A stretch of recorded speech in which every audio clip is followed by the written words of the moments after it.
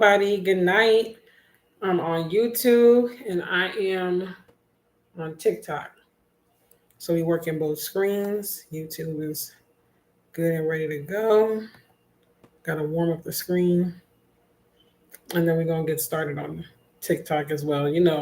These live streams, you gotta warm it up because these platforms be taking a year and a day to get your live out there. But I ain't gonna be on here too long tonight. I really just want to keep consistent because consistency is the key, and we got to keep our eyes on the prize. So let me go ahead and warm up the room over here on TikTok. How's everyone's day been? We're going to get started shortly. If you're watching the replay, just give me like another 2 minutes to actually get started, so you can skip ahead to like the 3 minute mark. We'll just say that. So so you can actually get to the conversation. And I know on YouTube the lighting isn't that great. I'm using my laptop webcam and it is truly not the best. I'm gonna get better, webcams and things like that. But for right now, as long as you're getting the information, that's all that really matters. So we're gonna knock out two things at the same time and really get this thing going and get this thing moving and shaking. So gotta warm up the room. You know how that be going. Add this to my story. I don't think. All right.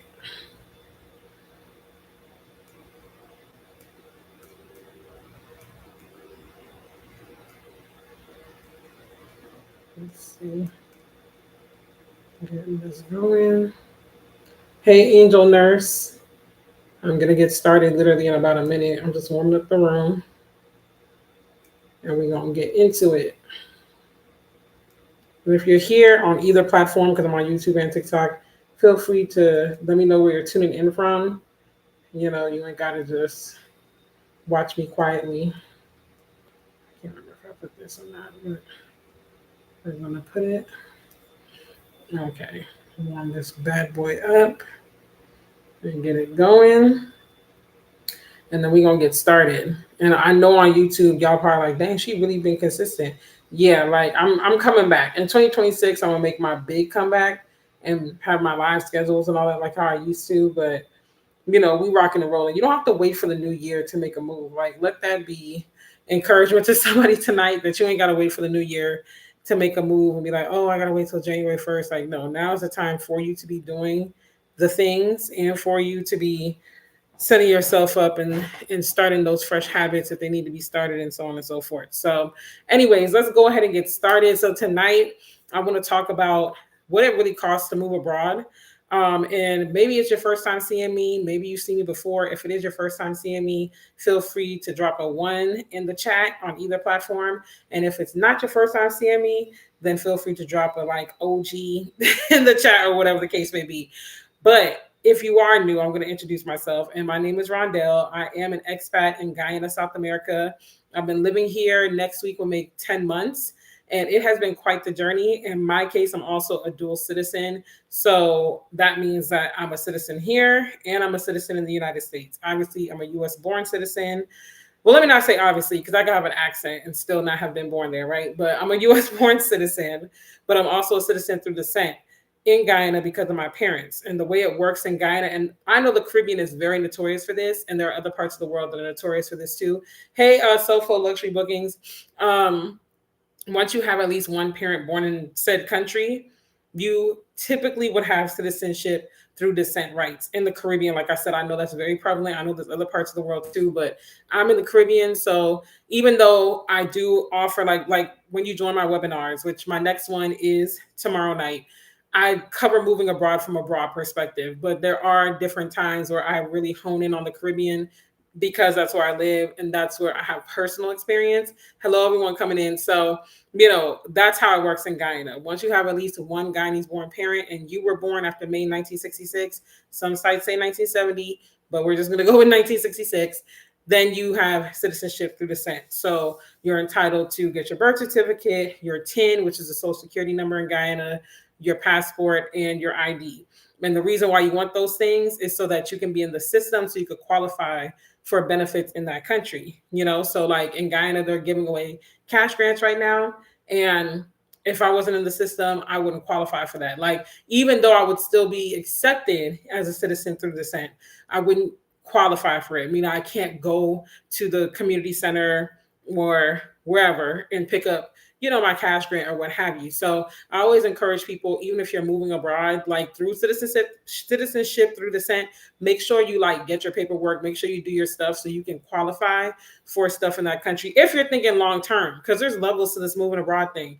There are people that want to move abroad and they want to be digital nomads, like they just want to go from country to country, spend so many months in a country and call it a day. There are people that move abroad like me and they take on the traditional expat lifestyle, or they even become like like a full out citizen and resident of that country, which is kind of my story too. And so it really just depends on what route you're trying to take. I mean, I highly encourage that you set roots somewhere, because at the end of the day, I'm big on legacy. I'm big on, passing things down for the next generation. I am a mom as well. I'm a single mom. So, for me, I'm thinking long term. I'm thinking like, how can this benefit generations to come? And this is not just I'm having fun in the moment type of decision. So anytime you're on my page, you're going to hear me talking about things from that perspective, from that angle where it's like, okay, yes, moving abroad is a blessing. It's a very interesting experience. Some have better experiences than others, but I will say majority of the people that I've met in my journey that I have come across, it's been more pleasant than it hasn't been. I mean, you're going to have your ups and downs. Nothing is perfect. And that's why I also share realistic content and like from a very unfiltered, raw perspective. And in my webinars and stuff, I'm even more unfiltered. Like I really pull the curtain back, because there's just certain things that I would not say on the internet. I'm not even sure if I can say certain things on the internet. So I just try to err on the side of caution. But when you're inside of a webinar or whatever with me, oh yeah, we're pulling the curtain all the way back. Like I'm really getting real and raw, because I don't like to romanticize things, even if it's mostly good rather than bad. It's like, I want you to know the good, the bad, the ugly, everything in between. So when you move, you're not out here being bamboozled and shook and just completely hoodwinked, right? So tonight we're going to talk about, that's a little about me and who I am, where I live, where I'm from. Oh, and then I was born and raised in the Washington, D.C. area. So shout out all my DMV folks. Literally lived all around the DMV, literally like in Maryland, D.C. and Virginia, went as far as the Richmond area. And then I moved to Atlanta for 5 years and then moved here. So that's a little bit about me, just in case you haven't seen me before, or, maybe you've been here, but you're like, I don't know the background. So anyways, let's get into the cost of moving abroad. And the reality is, you really don't have to have a lot of money to make it happen. The more money you have, the better you'll be. I mean, that's the world we live in. Like, the more money that you have, the better position you will be in. But it's not something where you have to be like, oh, I gotta be making multiple 5 figures a month or whatever the case may be before I can make a move. It's not something where you even have to, I would say, save up a ton and a ton and a ton of money. Should you walk and move with savings? Absolutely. Should you have something to your name? Absolutely. Like, it should not be something where you don't have any savings to fall back on, because you're going to run into things as you move, right? And so I think the core of this is to get yourself in a position, if you're not already, where you're making your money in a location independent way, where you can make money no matter where you are. And so for me, that came as me being a virtual assistant. And honestly, I didn't start being a virtual assistant because I was like, oh yeah, I'm gonna move abroad in 2025. Like, I was not supposed to move abroad this year.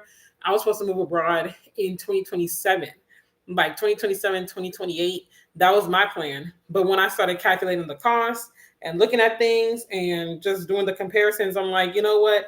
Let me go ahead and move. Like, for me, it was very much cost driven, plus quality of life. I wanted a better quality of life for the things that were important to me. So I wanted to be able to live a slower paced life. I wanted to be able to eat fresher foods. I wanted to be able to be around family. And my, example, because I moved to Guyana, where my parents are from. So I wanted to be able to be around family, give my son that experience, because growing up, I didn't have aunties and uncles nearby. I didn't have grandparents nearby. Like, I always had to hop on a flight 4, 5, 6 hours away to see a relative. For the most part, I mean, give or take, I had some cousins in New York and stuff, but you saw them summertime. Maybe, you took a weekend trip and saw them, but they weren't always in the plans. So, for me, I'm like, I want my son to experience that. I want my son to experience living someplace which he had already we lived with my mom in Georgia and stuff like that. So he had already experienced like being near an aunt and a grandmother, but I wanted him to experience being near like cousins and other extended family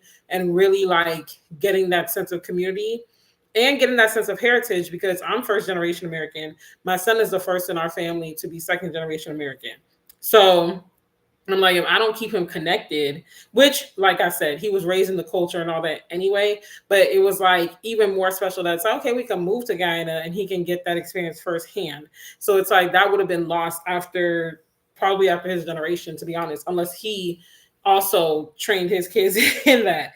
So, needless to say, that's a little background right there. So, let's talk about like some realistic moving costs. For one, you got to think about shipping. Like, even if you're not going to ship furniture and all this kind of stuff, which most people, unless you are moving to a place where you literally are going to be there for a while, like you're like, when I move to this place, I'm not leaving anytime soon. I'm going to be there at least a year, 2 years.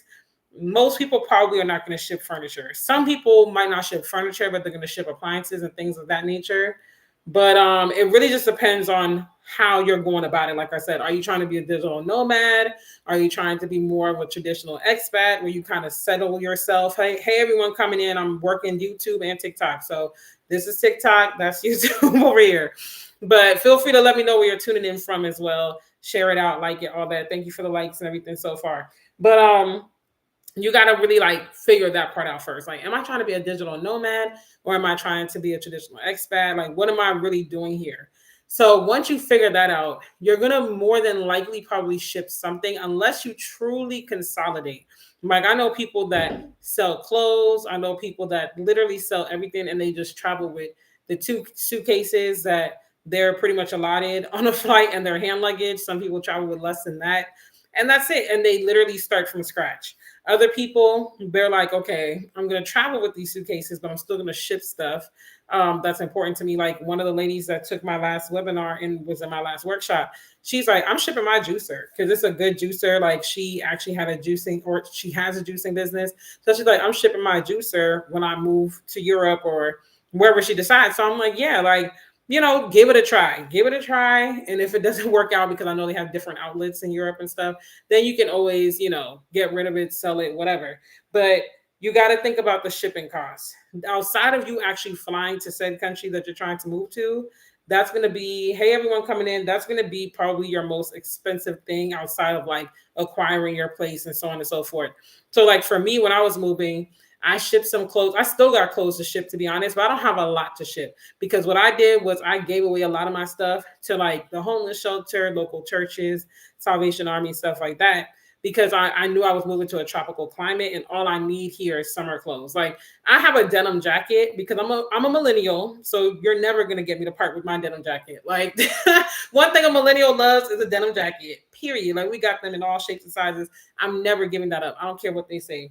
But I have a denim jacket for like the chilly nights because believe it or not, Guyana does have chilly moments. Like, and this is coming from someone who, I mean, granted, I lived in Georgia for 5 years, but Georgia gets cold.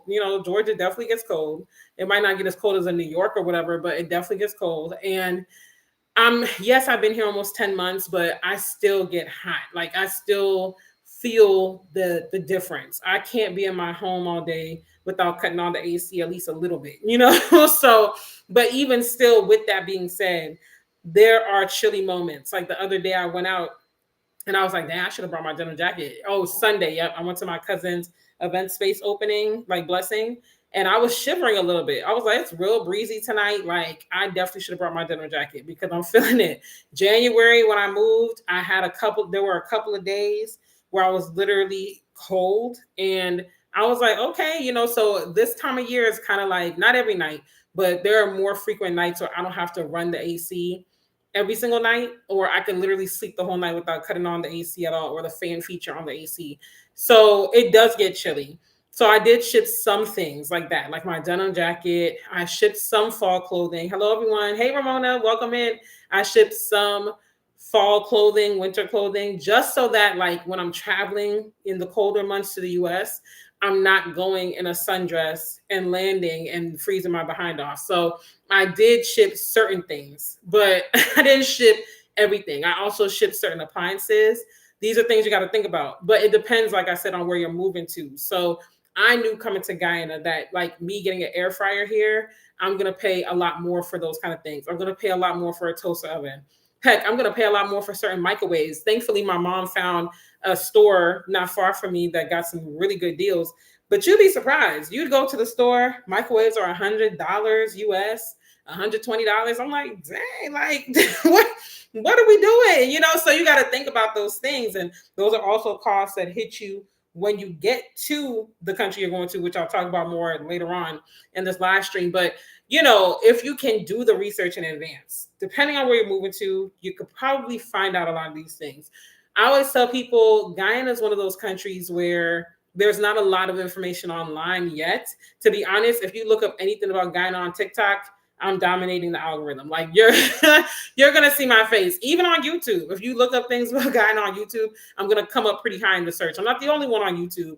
There are some people that also, you know, blog and whatnot, but I come up pretty high in the search. It's still very new. It's still a new wonder. It's still a country where people are like, oh yeah, I want to check that out. I want to go this and that, the third, but you're not going to find a lot just in your face online, where there are other countries where you can Google and say like, okay, well, how much are the appliances there? How much does this cost on average? And so on and so forth. So you got to figure that part out. But I knew for a fact coming to Guyana, I was like, let me ship my air fryer. Let me ship my toaster oven. Let me ship these things because it's going to be more expensive there. And it might not even be what I really want. Because I got my air fryer on a Black Friday sale last year for $25. And the original price was like $150. So I was like, oh yeah, I'm definitely shipping that. Toaster oven, I think the original price of my toaster oven was like $60.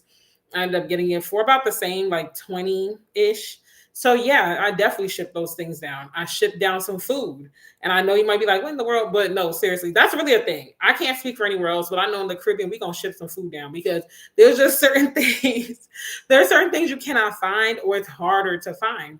Like I just discovered honey buns in Guyana. And anybody who knows me knows I love a warm honey bun that has a little ice cream on it. Hey, sis. And, you know, that's like one of my favorite, like, you know, big bag snacks or what have you. Could not find a honey bun for years.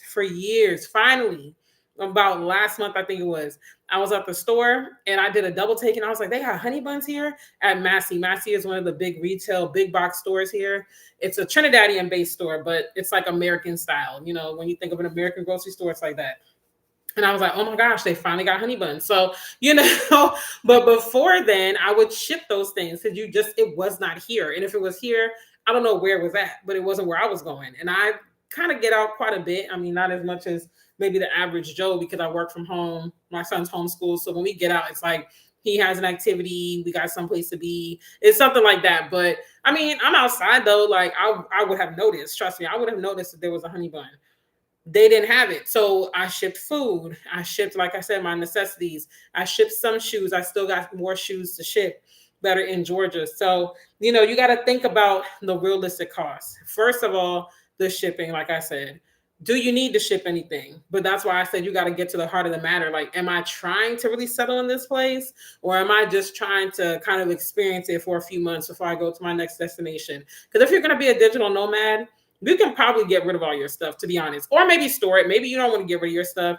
That's on you. I'm not judging you regardless because there's no right or wrong way to do this. You just got to figure out what you're willing to pay for because as you're traveling, everything that you put in storage, everything that you keep can become an added expense. So think about those things. But, you know, if you're going to be an expat, you might ship more. Then you got to figure out plane tickets, of course, which, I mean, you have options for that. So that's not too bad. Like, of course, you got your paying for your Klarna. I don't even know if Afterpay is still working because, to be honest, then they get bought out by Cash App. And then there's been a lot of stuff going on with them. So I don't even know if they still in functionality. I'm a Klarna girl if I am going to go that route or like Zip or something. But nevertheless, you got your traditional paying for. And then you got sites like Air Affordable that you could do a split, you know, in 4 and you pay over time and it's not credit based. So the airline ticket is workable. You just got to figure out your date that you're moving and buy a ticket that works for you. Should you have to change, should you have to pivot, then you can go from there.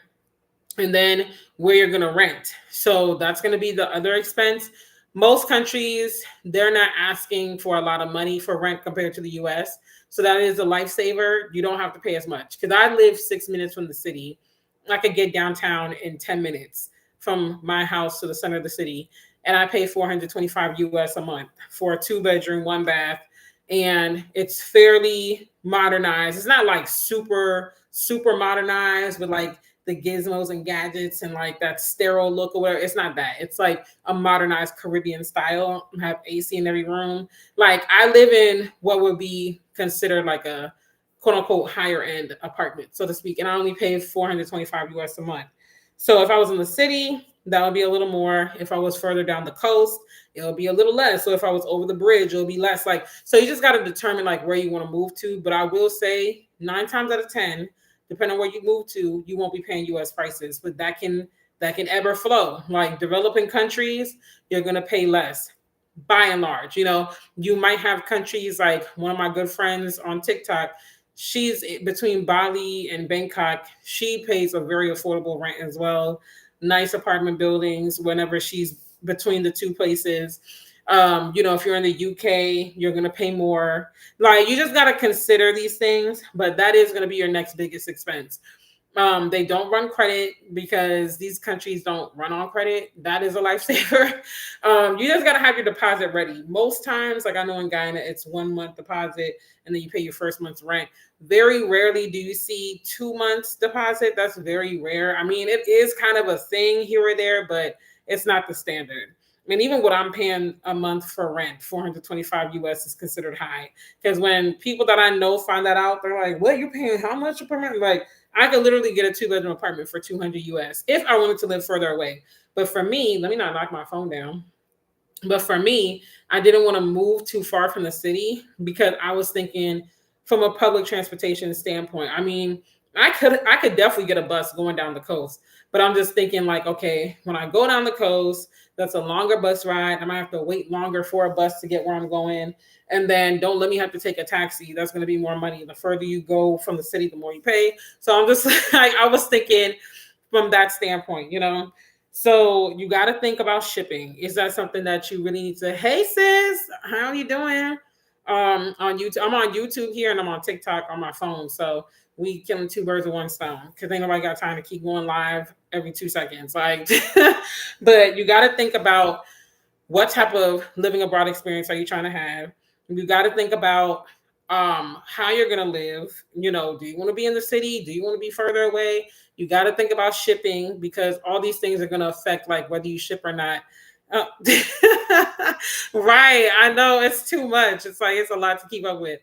And so that's going to be things that you got to think about. You also got to think about visas. Like, that's something, well, that's kind of, people might consider that a hidden cost, but it's not really a hidden cost. Like, if you're going into these people's country, you need to have a visa, point blank, period. Like, unless you are going, well, no, even if it's a citizenship through descent thing, it would be advised that you have some sort of paperwork. I mean, Guyana is very lax. So that's why I got bamboozled when I moved in January with my son. Because like I told y'all, he's 2nd generation American and he's also considered like 2nd generation Guyanese or whatever. It could get really twisted and confusing. So just try to track with me here. But nevertheless, I had always been used to coming to Guyana and just being free as a bird because it's like, oh, like, I don't know how they do it, but like I said, it's very lax. Every time I would get to the customs at the airport, it would be as simple as them being like, oh, are your parents Guyanese? And I'll be like, oh yeah, like, my parents are Guyanese. And I'm like, oh, okay, well, welcome home, stamp, and then you go about your business. So it's never been a thing. I don't know if they just know. I don't know if we have a look. Like, I don't know. But Guyana is very lax for now. I don't think it's always going to be like that. As they continue to develop, it will tighten up. But I don't see it getting to an extreme, because the Caribbean is just more lax in general. But when I move with my son, because I was used to that experience, I'm like, oh yeah, like, I bought a ticket for 5 months out. We're good, blah, blah, blah. So I get to the customs desk and then they're like, oh, you're good. They stamp me, but they're like, his ticket is for 5 months. And I'm like, yeah. And then like, I'm completely oblivious. And they're like, you don't have a visa for him? When I tell y'all, I was like, y'all do visas? Like, I did not, because this is foreign to me. I'm like, I'm coming to a country where I've been coming for years since I was a little girl. My parents are from here. Like a visa conversation never occurred in my house. The only time I heard about visas was concerning my relatives from overseas coming to America. Never the other way around. Like never a relative from that lived in America as a citizen going back to the Caribbean. That was never a conversation. No matter the country, it was never a conversation. Whether we were entering Jamaica, Belize, Trinidad, St. Lucia, it didn't matter, right? So that's why I'm like, I don't know how it all works. If they're just kind of like, hey, you look like you belong, like, I don't know. So I was just like, oh, wow, okay. Yeah, I didn't know I needed a visa. And they were just like, all right, well, you know, when you hit the third month or so, then call this person or call that person at Ministry of Home Affairs, get a visa extension, you'll be good to go. And they let me through.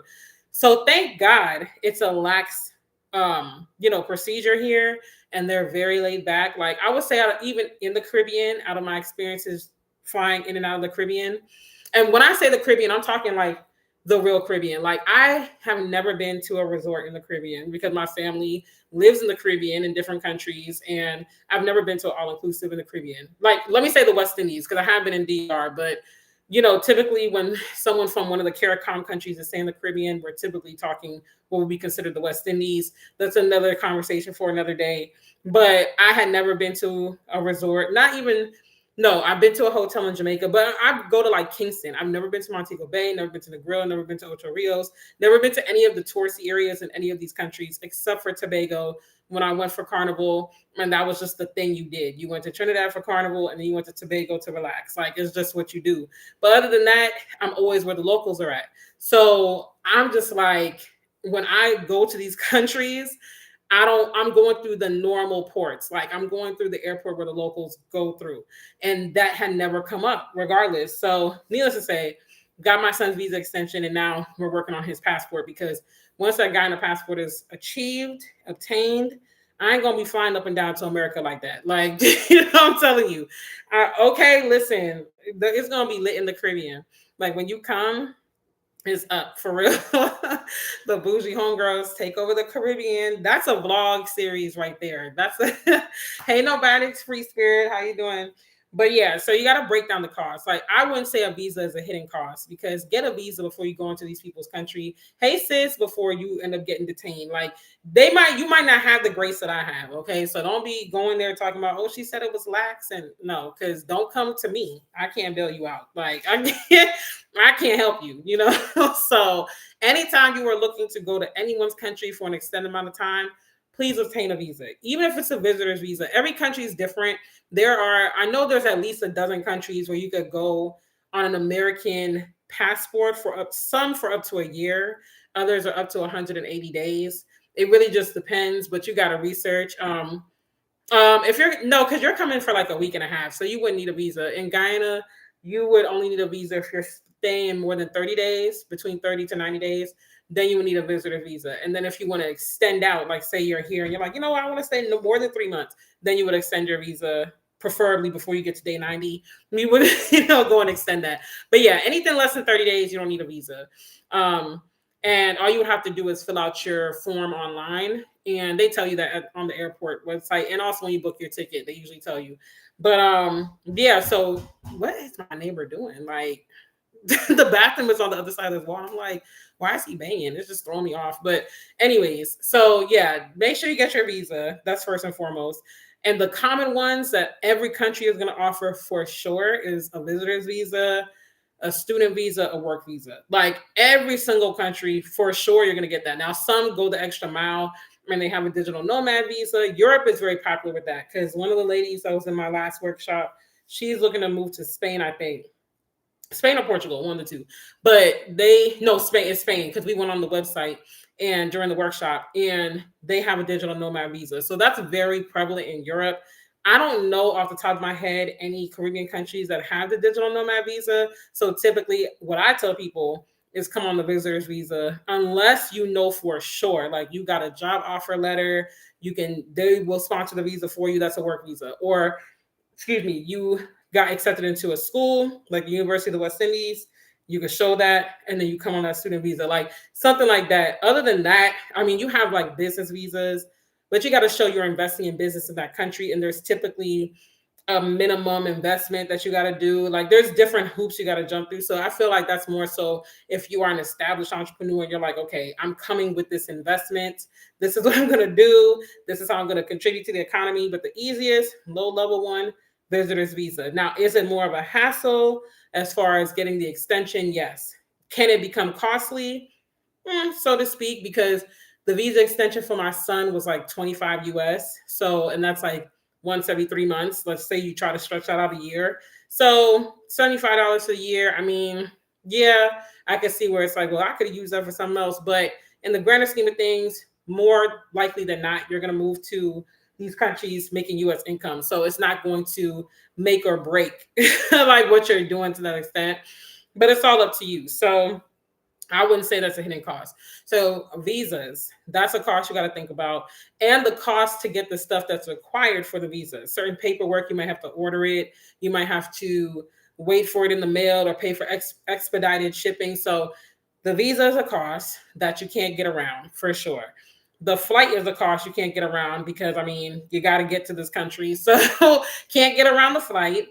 Definitely can't get around the living or accommodations because you're going to have to lay your head somewhere when you get to said country. Those are three things that you cannot get around, and you really have to determine what kind of moving abroad experience do you want. That's going to determine if you even got to add shipping into that cost. Because again, if you're going to be a digital nomad, you probably don't need to ship anything. You might just need to calculate storage if you don't decide to do a complete clean a cleanse of your life and be like, I'm getting rid of everything. You know, some people do that, but figure that out first. Am I going to be a digital nomad? Am I trying to set roots and be an expat? Like, what are we doing here? And then that will determine, do I need to get storage or do I need to get shipping? What kind of housing do I need to find? Furnished, unfurnished, semi-furnished? Because the prices are going to vary. I went with unfurnished in my unit because I knew I was moving here for the long haul. I'm never packing up my whole life again and moving to another country. Not doing it. Now, will I acquire real estate in other countries? If the Lord sees fit, absolutely. I would love to. But as far as me picking up everything and moving again, baby, never am I doing that. Like, I'm still recuperating. 10 months later, I'm still catching myself. So it's like, absolutely not. Like, I'm not doing that. So I chose unfurnished because I was thinking of the long haul. I'm like, okay, if I get furnished, I'm going to end up paying for these appliances several times over for the duration of my lease. Because I'm also the type, considering I've moved so much in my life, this is like my 14th move in my whole life. Your girl is weary. Okay. So I'm like, wherever I go, I'm staying there until I get a house or land to start my house, whatever. Like, or unless I must, like if something happens and it's no longer safe for me to live here or something, that's different. But I'm not moving out of here. I'm like, first of all, I got a steal of a price. I'm right outside the city. I'm right near all the action, the malls, the movie theaters, the hotels. The bus route is literally like a 10-minute walk from my door, maybe 15 if I take my time, but I'm a fast walker. They're building another mall like 5 minutes away from me, going down the highway. Like, I'm staying here until I can't stay here no more. Like, you can bet your bottom dollar. Until I either outgrow this place or, like I said, like I get my house started and built and stuff, then that's a different story. But because of that, I'm like, let me choose unfurnished because I don't want to pay for the appliances several times over, having lived in the place for 2, 3, 4 years. Because a stove, a fridge, all that, yes, when you're moving, it might be a lot, depending on how much savings you're moving with. But it's not going to cost me thousands of dollars for what I would have paid staying in my apartment. But if I knew, like, say I was moving, I'm like, oh, I'm only going to be there maybe even up to a year or up to 6 months or whatever, I would have gotten probably a semi-furnished, like, or maybe fully. Well, no, I probably wouldn't have got fully furnished because I'm a germaphobe. So I would be laying in that bed thinking like, who else was laying in here and stuff like that. I ain't going nowhere, sis. Okay, my landlady is gonna have to literally pry me out of this apartment, or just lose her mind and start charging a crazy amount, and then I'll be gone. Like, you know, because when that price gets crazy, I'm out of here. Like, I ain't sticking around. But I'm just like, I probably would have got semi-furnished though, because furnished, like, it's nice. You get the bed. It's like Airbnb, you know, you get the bed and everything. But I'm a germaphobe. Even when I go to nice hotels, nice resorts, all these other things. Hey, everyone coming in on TikTok. I'm always thinking that in the back of my mind, like, who else was in this bed? who was in the shower. I don't stand on the shower barefoot. I have shower shoes. Like, I'm that type of person. I'm wiping doorknobs. Even in my home, when I take out the trash, I wipe the doorknob afterwards. I come in, wash my hands, wipe the door. I'm very, like, very, very particular about cleanliness and germs. So I don't think I would have ever got fully furnished, but I probably would have negotiated for semi-furnished for a little bit more, because I didn't want to, because you got to be careful with that too, where you move to, and only you can really do that research and get in the weeds. But do the price comparison, because some of these landlords will charge you significantly more for a marginal benefit. Like, you get the stove and the fridge, and now they want to tack on an extra $150 a month. Like, ma'am, sir, you ain't got to do all that. Like, come on now. Like, that's not how you keep long-term tenants. So, or I mean, that could be conservative in some places. So you just got to really think about it. Like, is this really worth it? Because like here, I got my fridge for $330 US, and that works for me. I'm going to get a small freezer because I want to be able to stockpile like meats and frozen veggies and stuff. I could get a small freezer for like $150 US. I'm talking small, like a small chest freezer, because I don't want to take up too much space in my kitchen. My stove, like $350, US. And I'm not one of those that needs to have name brand. I'm not like, oh, it gotta be Maytag, or because obviously you will pay more for those. I'm like, look, does it work?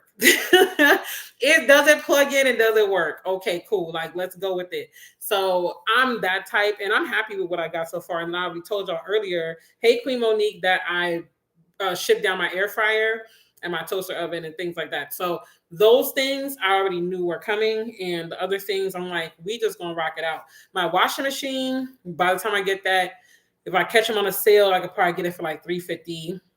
A good one here is like $500, $600, $700, but it's worth it though, because you want it to work right. I had a washing machine and the drainage system didn't match mine, and it caused flooding in my kitchen and stuff. So I don't mind investing in those, and it'll last a very long time, So, excuse me, those are the costs you got to think about. Think about the apartment, think about the shipping, think about if that's necessary, or the storage. Think about the time that is going to take you to sell your stuff. Even if you're like, I'm selling everything, think about the time. That's why I tell y'all, even if you're like, I'm not moving for another year, I got time. You don't have time. You're already behind. You need to be positioning yourself from now, because it takes a minute, y'all. Like, when I moved, I ended up giving away a lot of stuff. Now, I don't hold on to material things. I'm not like crying at night, like, oh my gosh, I gave away my bed set. Like, I mean, it is what it is. The people that got it, I knew they needed it. And God confirmed that, because they were all like, oh my gosh, I was praying for a bed for like 6 months. This is exactly what I needed, and this and that. So I'm like, God bless you. And I'm happy that it's going to people that really need it. It's families that, like, an elderly woman took 2 queen beds I had. Another family, they took a lot because she had like 9 kids and half of them were grown. 2 of her older kids were expecting, like, with their wives and stuff. So they took all of Christian's old stuff. I wasn't mad at all. Was I thinking like, man, I could have made money off of this? Yes. But I also decided to move abroad a month and a half before I actually made the move. Do not recommend. Like, don't do that. Like, it worked in my advantage because I knew where I was going. I knew the lay of the land. But yeah, I don't recommend that. I don't even recommend you move sight unseen. I know people do it, but listen, I recommend you visit that place, because come see me and come stay with me is 2 different things. If you went on vacation and you're like, I had the time of my life, I loved it here, go to where the locals are. Go back and go to where the locals are and tell me if you still love it. If you still can see yourself there, then yes, make that move. But don't base anything on vacation. Vacation is meant to have you feeling great. Vacation is meant to have you having the time of your life. Of course, you're going to love it. I mean, you were being waited on hand and foot. You were on a resort. You had the best food. Michelin chefs cooking your meals. People greeted you at the resort in song and dance with champagne in hand. Like, of course, who wouldn't love it? I would love it. But that's not going to be your daily experience. Even if you live where the wealthy people live, like, ain't nobody going to be greeting you with champagne every day. Ain't nobody going to be waiting on you hand and foot every day unless you hire a maid, which is possible. It is possible even to hire like a cleaning service and stuff, because those things are way more affordable overseas. Like, to get your whole house clean and Guyana costs $25. If the bigger the house, the more you pay, but like an average house, like $25.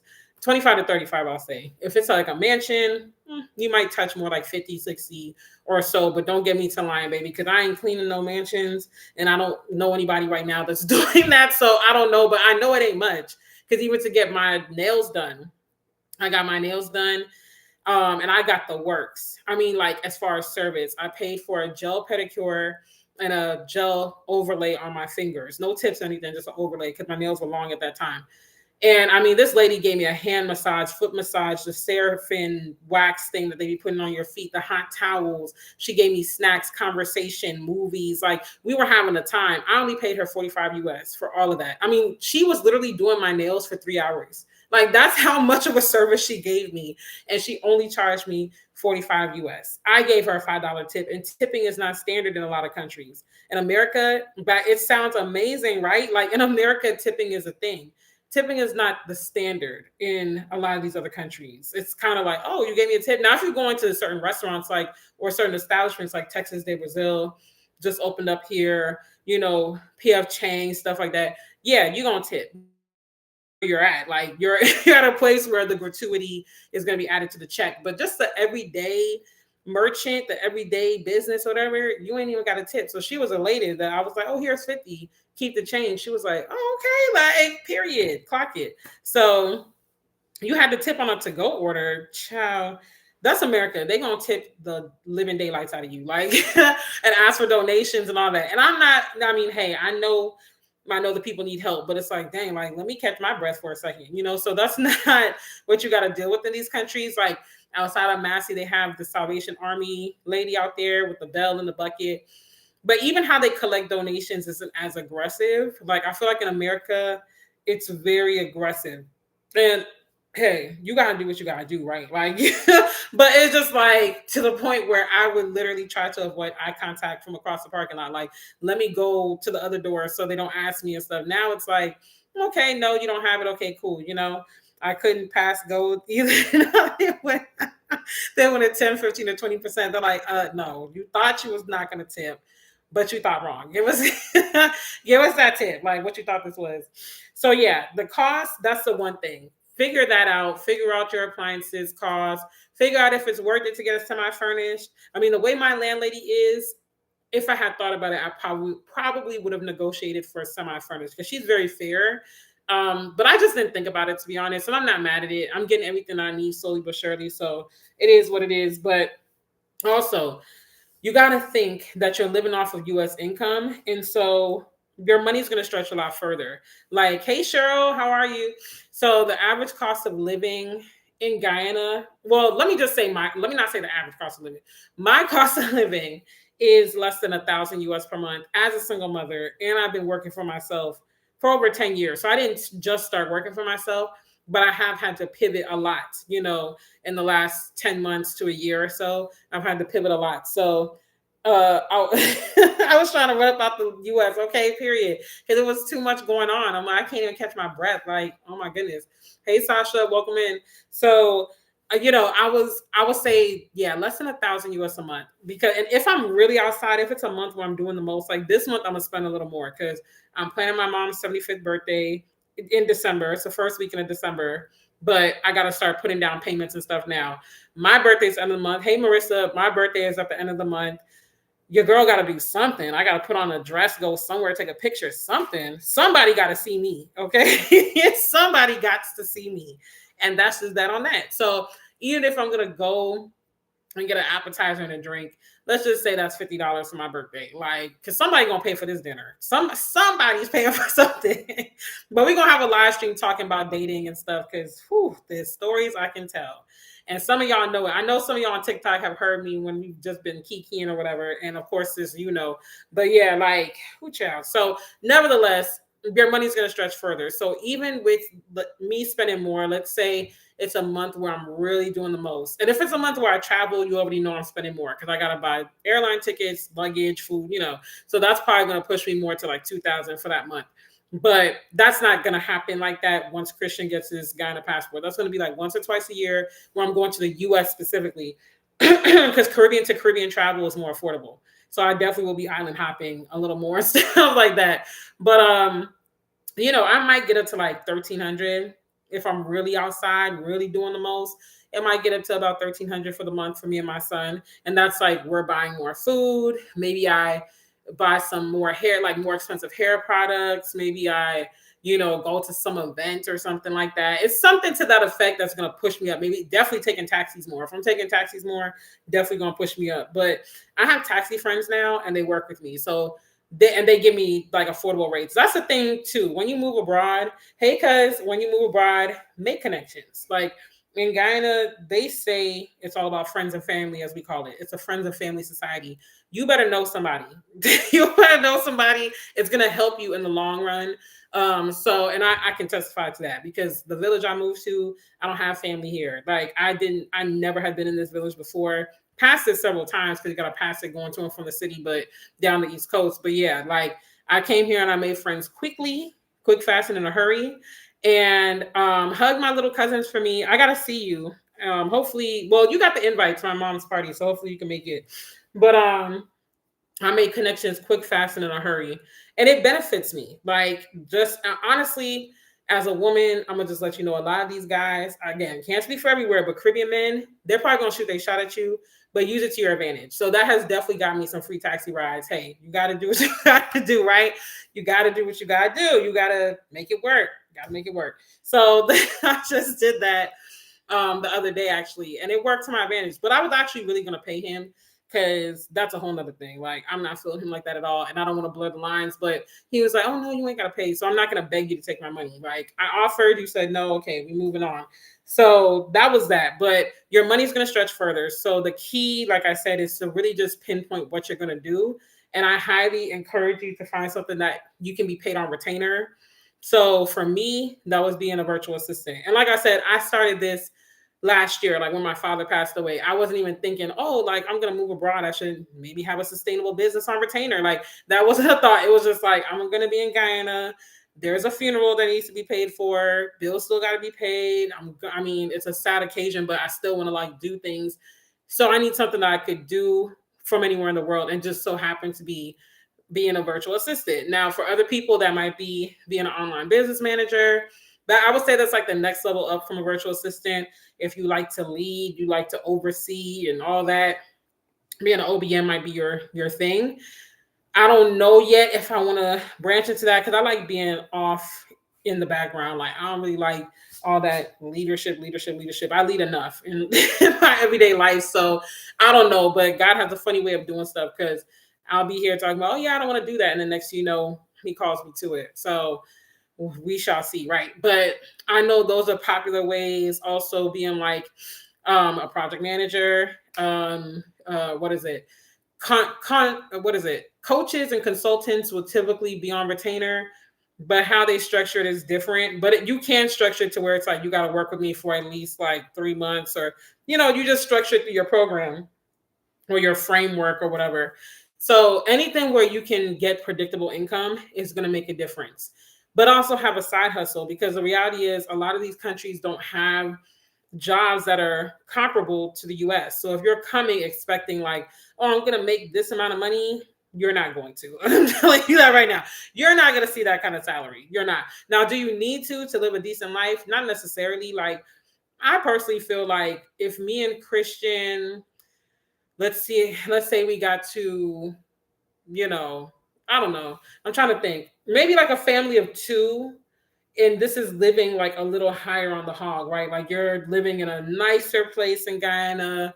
You're probably eating out more than the average. Because one thing they're going to do here is cook. And I don't like to cook every day.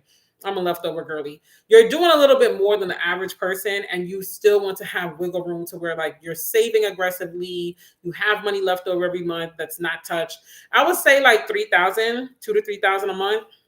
But that depends on how you live, though. Like, are you someone that really likes designer? Are you someone that you got to get your hair done every month? I learned to do my hair. So, I cut a lot of costs. I can even do my nails, to be honest. That's my treat to myself. So I don't have to do every single thing. Like, but if I had to, like, there were a couple of months where I did my own gel pedicure, because I had to stretch that money. But if I don't have to, then I don't. I will pay to get my laundry done, but when money's tight, baby, I'm washing my hand. Like, I do things myself because I've had to cut and contrive. But your lifestyle. So if you're someone where you're like, look, I need my facials, I need my hair done, I need this and that, you might more so need like 3,000 to 4,000 a month. Like, you just got to figure out what you need, where you're going. But I will say, typically, if you're going to like a developing nation, like Ghana is a developing nation, you can get by making less. Like, yeah, for sure, you can get by making less, like 1,000 to 2,000 US a month. You should be good. But it's developing, so things are changing quickly. Like literally, when I came here last summer, and then when I came back in January to move, in a span of 5 months, because I left August of 2024, moved in January of this year. So much had changed already. I literally went to the store and I was like, dang, this increase in price already? Like, and it's not that much. I mean, in the grander scheme of things, it might be like a 50-cent increase or something, maybe $1. But still, like this stuff, it's just like, dang, I was just here 5 months ago. Like, everything is going up so fast. Everything is changing so fast. So that's the one thing with developing countries. The change is like you turn left, you turn right, boom, boom, boom, change. Like, you got to keep up. But if you're going to like a mid-cost or high-cost country, which mid-cost would be like a Mexico, Costa Rica kind of vibe. Yes, the markets are fun. I love going to the markets on Sundays. Sunday, I need to check out the Saturday one in Monrepo because that's even bigger than the one I go to. But yeah, I need to go to a few more. But like the mid-cost countries would be like Mexico, Costa Rica, Portugal kind of vibe. Then I would say, probably like, okay, if you need like 1 to 2,000 to live very comfortably in a developing nation, I would say maybe like 2 to 4,000 US a month in those countries. And I'm airballing it. You're gonna want to do your deep research, which I help you do in the workshops and stuff. I help if you sign up for the workshops and even the webinars, we kind of touch on it, but in the workshops, we really get in the weeds and like look all this stuff up because the goal is for you to lead with your moving abroad plan and your like projections of what you need and stuff so you can start working on it. Because like I said, like you got to start early. Like procrastinating and wasting time, you will pay for it.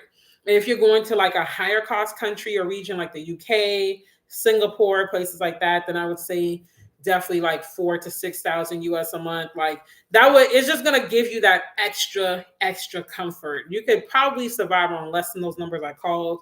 But again, just depends on what your lifestyle is looking like. But it's highly encouraged you get US income. That's another thing. So you don't need to be rich, but when you have US income, it's going to make a difference. Now, I have run across 1 or 2 people that moved abroad and they chose to work in the countries they moved to. One girl's in Barbados. I forgot where the other one's at. I don't know the backstory and all the details as to why they chose to get local jobs, if they were hired from a company to come in, or I don't know what and why, but I know that that's what they're doing. And so the pay is significantly less, but depending on the position you get, it can work. I have seen positions in Guyana with companies where you can get paid like, 1,500, 2,000, 2,500 US a month. It just depends. And typically they're asking you to come into what would be like a high level position. So you got to have a certain degree. You got to have a certain level of expertise. And you just got to be ready to do that 9 to 5 life. Now, someone like me, who I've been working for myself for 10 plus years, that's not necessarily something I'm looking to ever go back to do. Now, will I work for a company? Yes, but I want to do it 1099 style, where like I have that flexibility to work remotely, choose my hours, so to speak. I can understand that they're like, you got to be on like certain days, certain core hours. I don't mind that. But like that, I got to be on by a certain time and all. Nope. So I'm a 1099 girl. 1099 me, please. So I suggest that you also start positioning yourself to have a business. Like be self-employed. Even if you don't, everything don't have to be over the top. You don't have to be like, oh, I own an agency now. Like start from one thing and continue to grow from there. You can literally be a VA tonight. That's how I became a VA. I sat down, brain dumped everything I know how to do. Literally picked the top 3 to 5 things where I'm like, okay, I could do these without too much headache and moaning and groaning. And I popped out the next day. And I told my friends and my community and stuff, I'm like, I'm a VA now. So I need clients. Like it's literally, it can all be so simple. You just got to do it. If you don't want to be a VA, maybe you could be a consultant. We all know something that we could consult somebody on, because the beauty with being a consultant is like, you are literally giving someone your framework. You are literally like, I'm taking you from A to Z and you can have autonomy. If you're someone like me where you're like, you just want to have autonomy, get the task done without too much rah-rah, and just get the person to the result, then that would be a good avenue for you. Coaching is a little bit more hands-on, but you can determine how hands-on that gets. Because coaches ain't doing what they used to do. by and large. You're going to have exceptions to the rule, but the days where you knew a coach was going to give you one-on-one time 3-4 times a week and you was going to get office hours and all, baby, we ain't doing that no more. Like, you get me once a week, and probably in a group session, like, it's different. So yes, like, let me give you, hey sis, let me give you a framework and then just go from A to Z. I don't really want you going to and fro with me, and it's too much. Like, too much input gets me nervous. It's okay. I'm finishing up the second point and then I'm gonna wrap it up. But I'm just talking about, the cost of moving abroad and everything, or just moving in general, any big move. So even if you're like, well, I'm not leaving the country, you could be in the midst of a big move period. Like, just chew the meat, spit out the bones, what you don't need. But, coaches are not, they're giving you 30 minutes once a week. Like, when I was a coach, when I was doing Christian business coaching back in 2020 to like 2021, early 2022, actually, that was the era of like one-on-one 12-week programs, and trust me, the pay was good. Each client was paying me like $2,000 to $2,500, and that was a minimum. But it's very draining. It's like, oh my gosh, like, you can't have too many clients. And then that was like the end of the one-on-one era. And then it became like the group coaching program. So I never had a full-out group coaching program. I think what I ended up doing was like a drip course or like a drip coaching course or whatever, because I want to be as disconnected as possible. That sounds terrible, because I know me, I give so much. And so it's like, even in my one-on-ones, the meetings were supposed to be like 60 minutes. We had 90 minutes in, like, yeah, girl, and this and that, like that. My clients always become almost like confidants of mine, and they just in there and they're pouring, I'm pouring, because I really love teaching. I really love helping people get to a result, but it's draining. So by the time I leave there, it's like, dang, I still got this stuff to do. I got to go in, fix this part of the course, do this, do that, still raise my child. He can't raise himself, so it's too much. So, coaching can very well work. I think we've gotten over the ick of coaching, because there was a period of time where coaching was like, "Ugh, you're a coach," But that's when people were COVID coaches and they were popping up out the woodwork, coaching about this, coaching about that. And I think we've gotten past that. It's like, okay, a coach isn't bad. Like, not every coach is bad. You just got to really be clear that you're coaching. And the thing with coaching too, I will say, is that you don't have to do too much when it comes to holding their hand. Yes, you might hold their hand in ways a little bit more than a consultant, because the consultant is like, give me the project, I'm going to get you to the end goal. Definitely was giving an ick, sis. Definitely was giving an ick. So it was like, just give it to me, I'll get you to the end goal, or I'll tell you what to do and you tell your experts to do it or whatever. Like, coaching, yes, you might, but it's not, you don't have to do too much. Like, don't feel like you got to literally bend over backwards to people, give them your heart, your lungs, your legs, your arms. Like, you don't have to do all of that. As long as I can see the result, that's all that matters. And personally, from experience, I would highly recommend either a group program or some sort of drip course to go with it. So by the time they come to you, they're already primed and ready. They already have read the stuff. They've already done what they needed to do. Even in my workshop for the moving abroad stuff, that's why I give them the ebook for free. Because I'm like, I want you to read this ebook, go through these pages, see what I told you to do. So by the time you come to the workshop, we're hitting the ground running. I don't want to keep repeating stuff that I've been told you that was in the book. It's literally in front of your face. Like, come to me primed and ready. I'm giving you everything. I've led you to the water. So now you just got to drink. So it's very crucial that you start securing your U.S. income. If you want to join my free webinar, the last one for this month is tomorrow night. So I suggest you get up in there. The link is in my bio. The link is in the description box on YouTube. And if you're already registered, share it out with a friend. Like, you never know who this could help, or on your platforms if you're willing to. But anyways, like, you got to start early. That income piece right there, outside of like getting rid of furniture, selling stuff, whatever, you need to start that ASAP. I was blessed that when I started my VA business, my friends basically became my clients, and some are still my clients right now. Others, had to fall off or whatever. But I can say, though, no one has fallen off because of poor work. It truly was just like I got to regroup and then I'm going to come back type of thing. So you want to start that early, because now that I am in hold on, TikTok, I'm getting a puzzle piece and they taking a year and a day to bring it up on the screen. All right. So we should be good. Yeah, we're good to go. So, it takes some time because now that I'm in like the cold outreach phase of my business, because I'm rebuilding, because everything happened in America does affect us as business owners, especially if you're getting US income. But I will say, try to expand if you can your clientele outside of the US. You don't only have to work with US people. You can work with people in the UK. You can work with people in Canada. If you know multiple languages, you can even go to other countries more than that, other regions more than that. But those are two other places you could comfortably get clients from. Like, you don't have to limit yourself. So now that I'm in the cold outreach phase, it takes time. You have to take the time. It is a job to find a job. And even if you're working for yourself, it's a job to find clients. You have to be in the internet highways and byways, all up and down threads, LinkedIn. There's this other site I found specifically for like clients for international businesses. I can't remember the site off the top of my head, but it's saved on one of these tabs. I have like 20 tabs open on my browser right now. But, I'm all up the highways and byways of the internet and these apps, looking here, looking there, pitching this person, pitching that person. Like, you have to get the numbers in there. And that's where a lot of times we fail as business owners, as self-employed people, because we feel like I'm just going to pop out and they're going to fall into my lap. That's the worst thing that you can do, because at the end of the day, who are you? Like, why should somebody do business with you? Like, you have to go get it. And then it's even worse if you're not doing cold outreach, which I will say this, in my networking and talking with people these last 10 months, I have realized that a lot of businesses are built on referrals. So don't feel bad if that's how you built your business. Honestly, I feel like we should be doing that more. Word of mouth marketing is still one of the most powerful ways to build your business. I just feel like a lot of times we're not doing that enough. And I don't know if it's a competition thing, if it's a scarcity mindset, or if it's just like you just ain't got the network.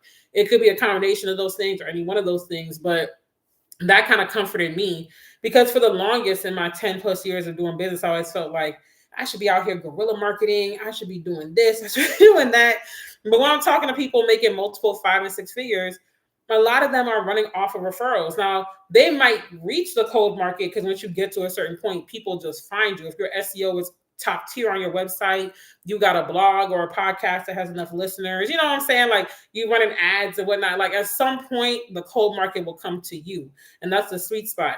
But in the beginning phases, or I mean, not even necessarily just in the beginning, but definitely then, a lot of people, hey, Charlene, are going off of referrals. So don't feel bad. Like, utilize those referrals to the best of your ability. But if you want to really sharpen your skills, I'm telling you, cold outreach will strengthen your skills, because it's going to get you more confident, because you're literally approaching people off of the strength of like, hey, I saw you on YouTube. I saw your website. Here's how I can help. And really just starting that outreach and reaching those numbers. Also reaching out to local businesses.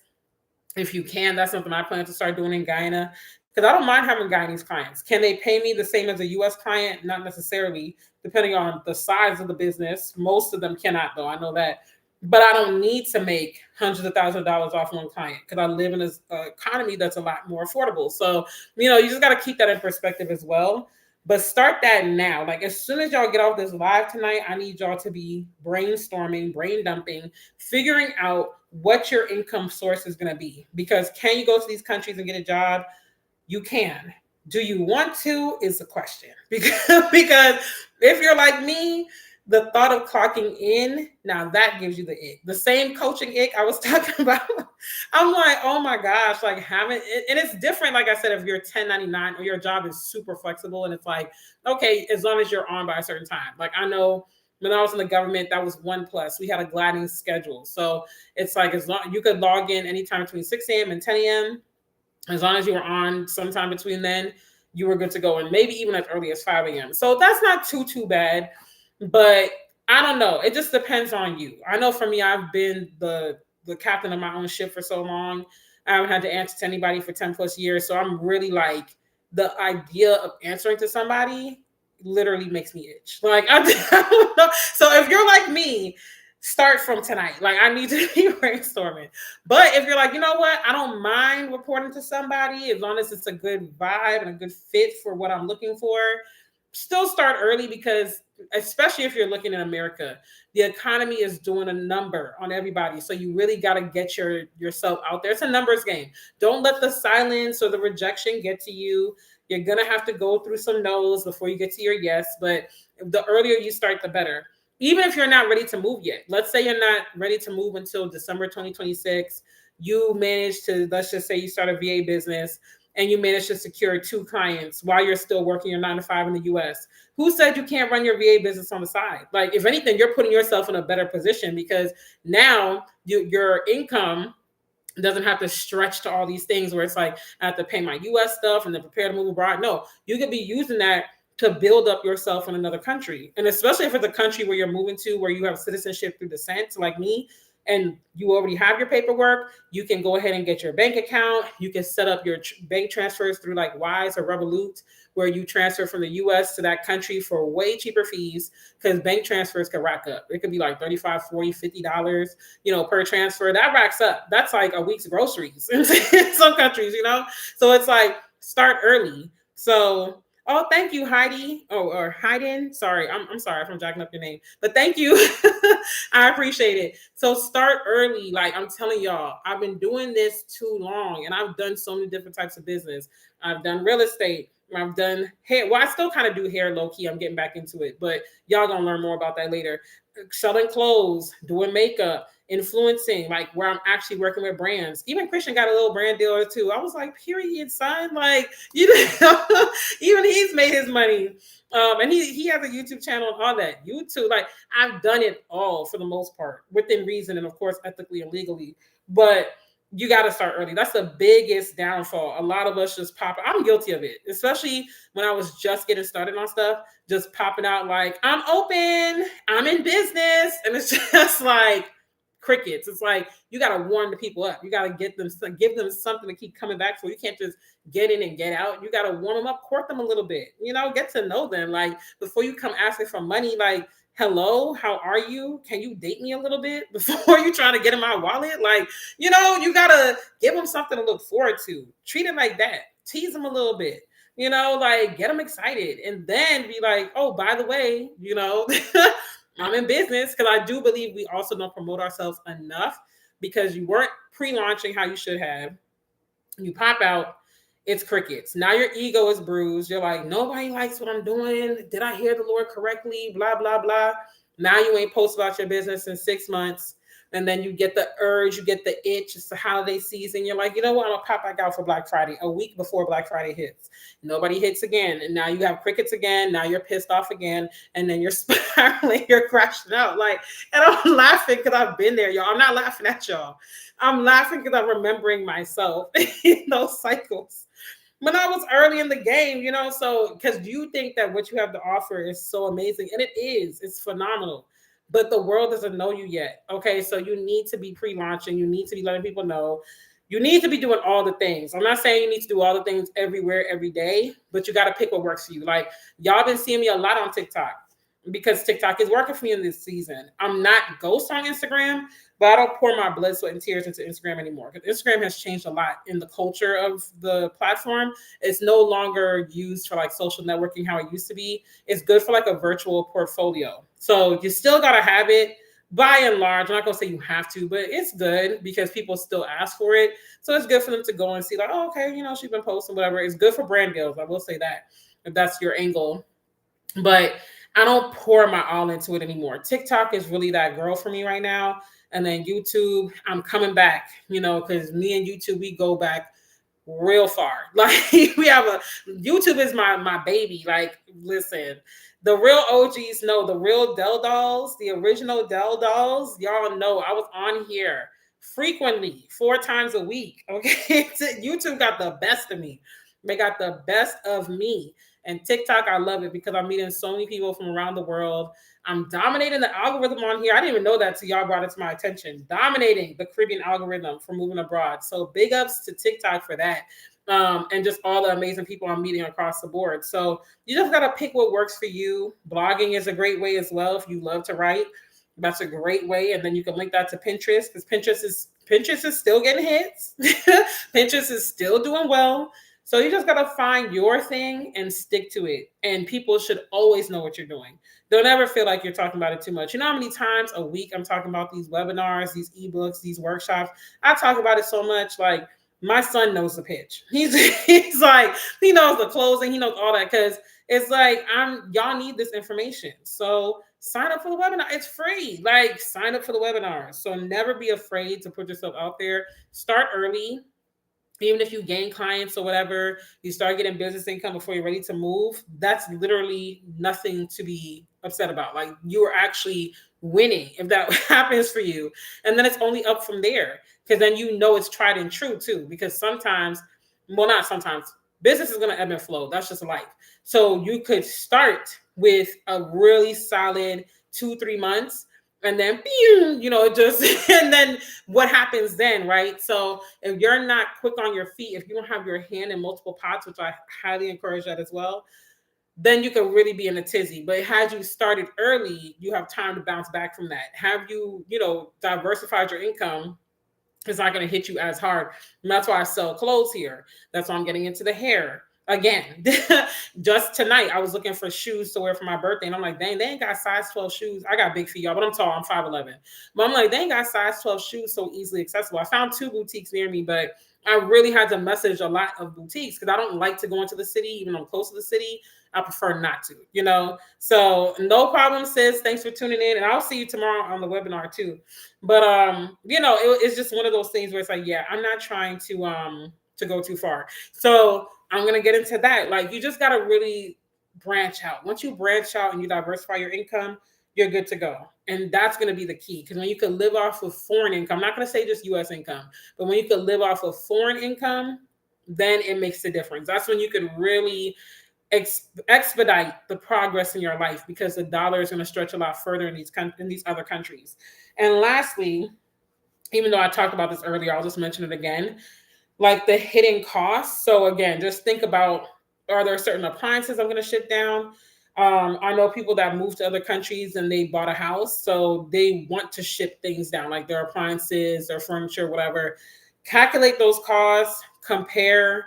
If you know you have someone that you like, stick with them. Like, I love Le Parkin for the Caribbean. I've been using them for years. They're an industry leader. And yes, I might pay a little bit more than maybe some of their competitors, but cheaper isn't always better, in my opinion. So I'd rather just stick to what I know and just know that I'm going to get a certain quality of service, a certain level of efficiency, than to be like, oh, let me save a few more dollars, and then it's a hot mess. So, but depending on where you're moving to, there are more options for shipping. And there's quite a bit for the Caribbean too. But like I said, some are just regional. So Le Parkin is just a regional thing. They only do the Caribbean. But if you're moving to Europe, there's all different types of companies that you could use. Asia has a few that are even specific to certain countries. I know there's one that's specific to the Philippines. They only ship to the Philippines. And I put all of those in my book, actually, in my ebook. So, those are things you're going to want to look at if that applies to you. If not, storage. Maybe you don't have to keep everything. If you're storing things, I wouldn't advise keeping too much, because the bigger the storage unit, the more you're going to pay. And when you're living in another country, sorry, my neighbor is making a lot of noise. You really want to minimize how much you're spending back home in the US. Like, you don't want to be spending a whole bunch on bills still in America and you're living in another country. You're probably going to end up paying for your phone bill, because I still have my US number. And I do use roaming, but it hasn't affected my bill too much, because honestly, I'm on Wi-Fi most of the time. And most of the people I talk to are on WhatsApp. So I just use WhatsApp, but I am going to get a guy in a number, because like when I'm calling for taxis and stuff, I could call them, but they can't call me 9 times out of 10. And then I also want to have access to certain apps in Guyana, like MMG, which is like their version of Cash App and stuff.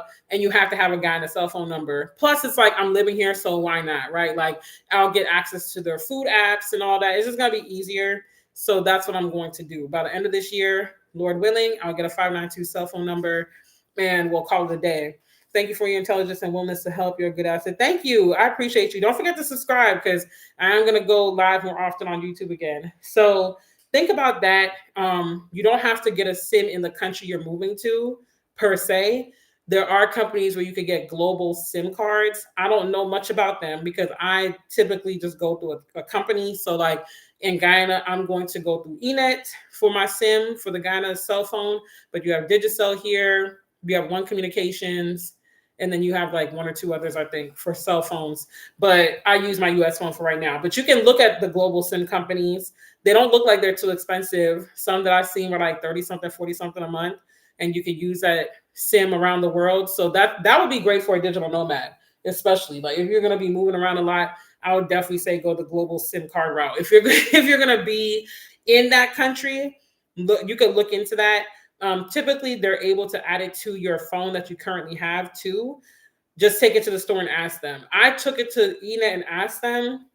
They were like, I could add a 592 number onto my current cell phone, but because it's programmed a certain way through T-Mobile, they wouldn't suggest it because they're like all the calls wouldn't come through. Like it would be kind of glitchy. The service would be glitchy. So like you could do it, but you're better off getting a little cheap Android and calling it a day. So that's what I'm gonna do. They have Android phones for like 150 US. I'm gonna just buy one of those and get my 592 number and call it a day.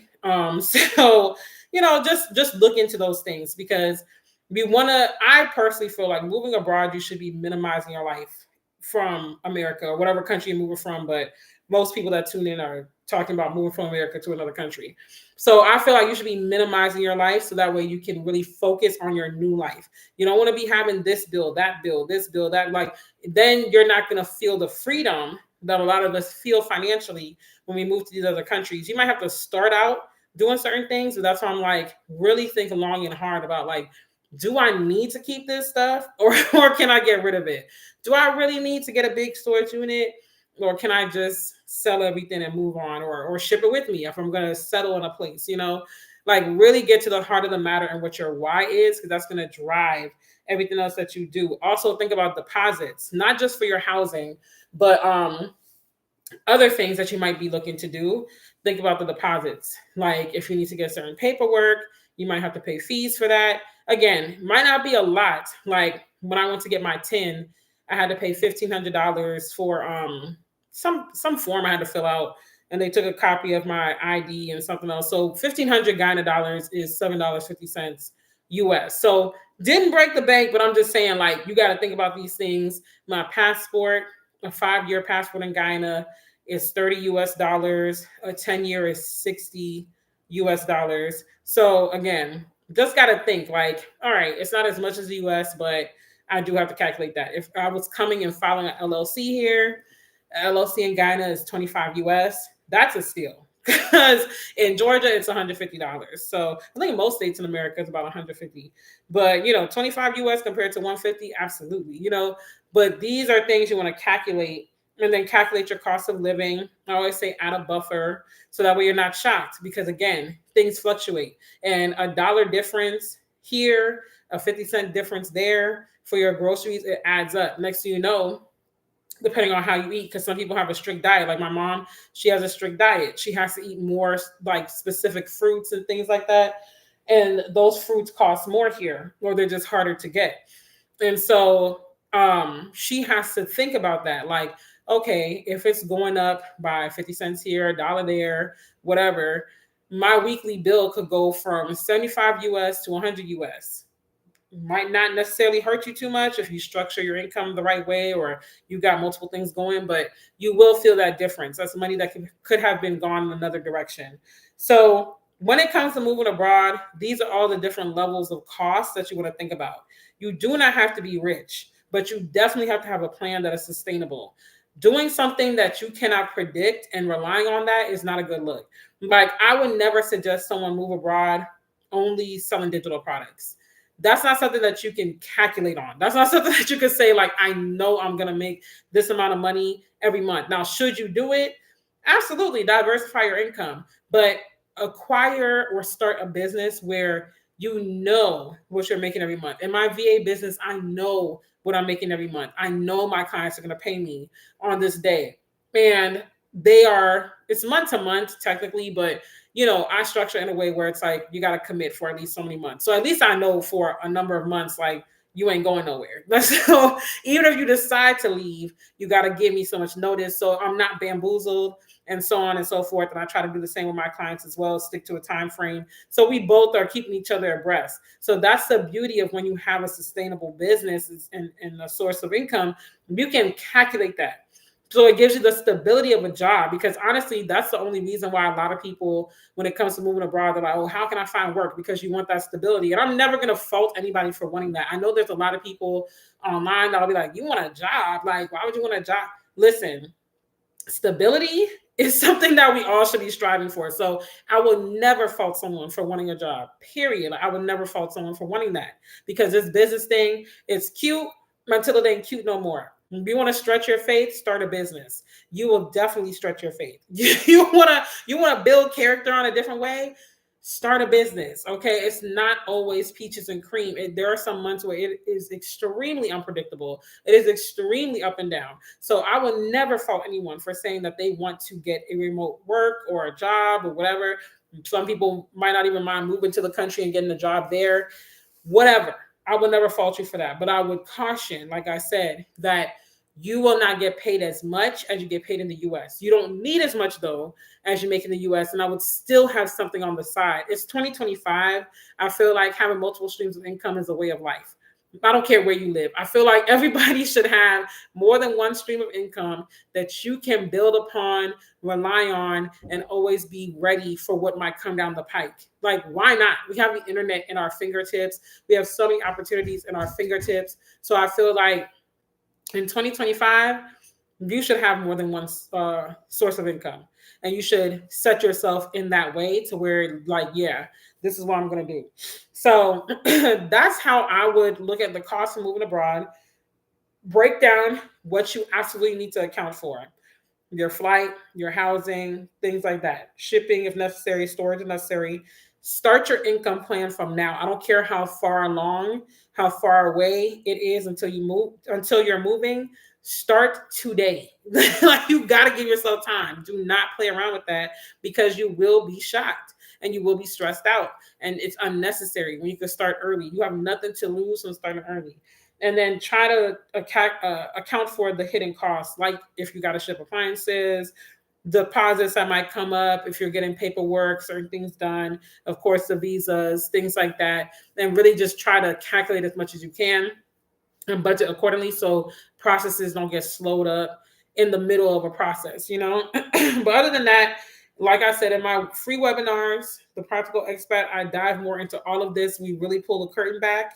So if you are interested in moving abroad or even just learning more, you have nothing to lose. Join it. It's going to be a lot of fun. Our last one for November is tomorrow night. And then I'm going to take a break because I know y'all are about to embark on Thanksgiving in America, and ain't nobody really like honed in like that. So I'm going to take a break. And then plus, like I said, my birthday is coming up. So I just want to celebrate and just regroup or whatever. So make sure you click the link in my bio on TikTok, register for that. And if you're on YouTube, look in the description box. You can register. I always update it with the next one. So even if you miss tomorrow night, I'll put up the next date. It's not going to be till December, though. So, you know, I can't really tell you when, but hop in tomorrow night. Hop in. Let's have a time. Let's chit chat. And it's going to be great. I can't wait. It's going to be a packed house. Nice and just a good time, like I said. So anyways, I will see y'all tomorrow. Maybe. I'm not sure. I got a few runs to make, so I might not come on tomorrow. If I don't, y'all will definitely see me on Friday at some point, for sure. So have a great night. Click the link in my bio. Check out the resources. Sign up for the free webinar. Check out the ebook, all the things, and invite somebody. And y'all have a great rest of your night. See you later. Bye. And don't forget to subscribe on YouTube.